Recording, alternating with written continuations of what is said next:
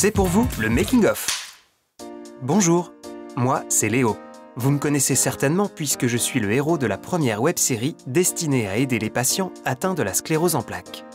Une série destinée à les aider à mieux vivre leur maladie au quotidien. Je suis né à Lille, à la clinique de la CEP.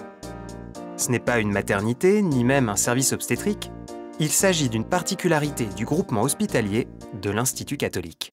À partir des années 2000, avec l'arrivée du docteur Donzé en médecine de rééducation, nous avons opté pour une consultation pluridisciplinaire qui est vraiment le fer de lance de notre prise en charge ici, puisque chaque patient a la possibilité de nous rencontrer pendant 1 heure pour vraiment voir avec lui tous les problèmes inhérents à sa maladie, que ce soit les traitements de fond, que ce soit les traitements des différents symptômes.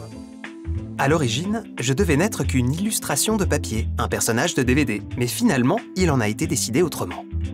L'idée, c'était de faire quelque chose d'assez concis, effectivement, de délivrer un message comme si on était en consultation. Très vite, on s'est aperçu que ces consultations étaient d'abord et avant tout de l'information et que derrière les mots, il y avait un sens et il y avait des histoires à raconter. Les symptômes, c'est pas toujours très simple à expliquer pour des patients, ça peut être vite dramatique. D'où est venue cette idée de l'image animée qui nous permet de mieux expliquer aux patients, de mieux comprendre. Et qui dit mieux comprendre, dit mieux se soigner. C'est vraiment la proximité expliquée de façon extrêmement simple. Alors pour le patient, mais aussi, je pense, pour leurs enfants ou leur entourage. Mon sort était scellé. J'allais bouger, parler, j'allais vivre et j'allais le faire sur les réseaux sociaux. Les patients sont toujours en demande d'informations, aussi bien sur leurs symptômes que pour leur traitement, et sont très sensibles aux nouvelles technologies, comme par exemple Internet. La mode des séries étant très importante actuellement, on s'est dit c'est pas mal de faire une petite série et puis de les poster sur YouTube et travailler avec l'outil Internet, mais différemment. C'est Michael qui m'a donné un corps, un visage et qui a dessiné les dizaines d'accessoires qui m'ont servi au cours des 14 épisodes de la série. 14 épisodes pour 14 troubles engendrés par la sclérose en plaques. Et 14 épisodes qu'il a fallu concevoir. On a mis en place un groupe de travail avec différents neurologues, ergothérapeutes, avec un peu toute l'équipe. On avait essayé d'écrire les conseils pratiques qu'on donne tous les jours, voilà, à nos patients. Et après, il a fallu l'écrire pour faire un scénario. Donc là, ça a été plus difficile. Hein. C'est vrai que c'est pas notre quotidien.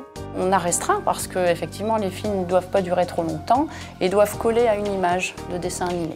Donc il y a un gros travail de scénario, de dialogue. Toute l'équipe s'est donc mise à l'ouvrage. Des heures de réunion, des centaines de tasses de café, une débauche de matière grise et surtout, beaucoup d'engagement de la part de tous les professionnels de santé qui ont apporté leur expertise, chacun dans son domaine de compétences. J'ai participé à l'écriture des fiches, par exemple comme la locomotion ou la fatigue, et j'ai aidé aussi à la correction d'autres fiches, comme la cognition par exemple. Moi, je suis intervenue sur 3 fiches, donc la fatigue, les troubles visuels et les troubles sensitifs. Voilà, en partenariat avec des collègues orthoptistes, infirmiers, etc. Eh bien, on a travaillé sur la prise en charge de la peau dans le cadre des traitements par injection. Donc les traitements injectables, sous-cutanés, intramusculaires, les effets secondaires de ces traitements et de donner les conseils adaptés pour éviter que ces effets secondaires prennent une ampleur désagréable et qui entrave la qualité de vie du patient. Je me suis occupé de l'élaboration de toute la fiche qui concernait les troubles d'équilibre et plus généralement la marche, pour insister sur la complémentarité entre les professeurs d'activité physique adaptée et la kinésithérapie en général, qui pour moi reste 2 pôles indissociables de la prise en charge des patients sclérose en plaques. Moi, j'ai participé à l'élaboration de la fiche sur les troubles de déglutition et de la fiche sur le souffle afin d'aider les patients à mieux manger et à avoir moins de difficultés pour s'exprimer aussi. Donc j'ai participé aux fiches troubles cognitifs, stress et troubles sexuels. C'était vraiment un travail pluridisciplinaire avec toutes les équipes qui tournent autour du patient. Les scénarios terminés, il fallait à présent réaliser tous les épisodes. Andy m'a permis de vous donner tous ces précieux conseils, de vous montrer tous les exercices qui vont vous faciliter la vie grâce à la magie de l'ordinateur. Mais pour raconter toutes ces histoires, nous devions également recruter un comédien. C'est pourquoi nous avons organisé un casting et choisi Luc pour son professionnalisme, son excellente diction et son enthousiasme. Nous avons tourné dans un studio de la banlieue de Lille, tard le soir, dans le froid, mais toujours dans la bonne humeur. Karim à la caméra, Farid à la production et Jeanne au clap. Au montage, la magie a opéré. Luc et moi formions un tandem plutôt sympathique. C'est exactement ce que je voulais, ce que je voyais, et donc ça correspond tout à fait à nos attentes. On travaille aussi avec une équipe de professionnels, avec nous, qui ont bien compris ce qu'on voulait faire, que ce soit en infographie ou sur le tournage.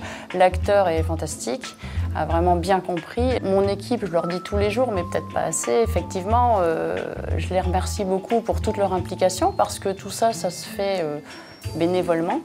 Je remercie aussi énormément les neurologues, parce qu'il y a le professeur Hautecoeur, mais il y a tous les neurologues qui ont toujours été partants pour travailler avec nous et qui ont toujours travaillé en très bonne intelligence et en complémentarité avec le service de rééducation.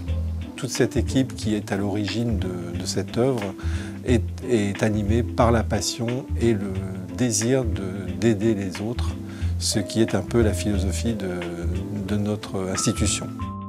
Je souhaitais également remercier Teva Laboratoire qui nous soutient depuis le début du projet en véritable partenaire.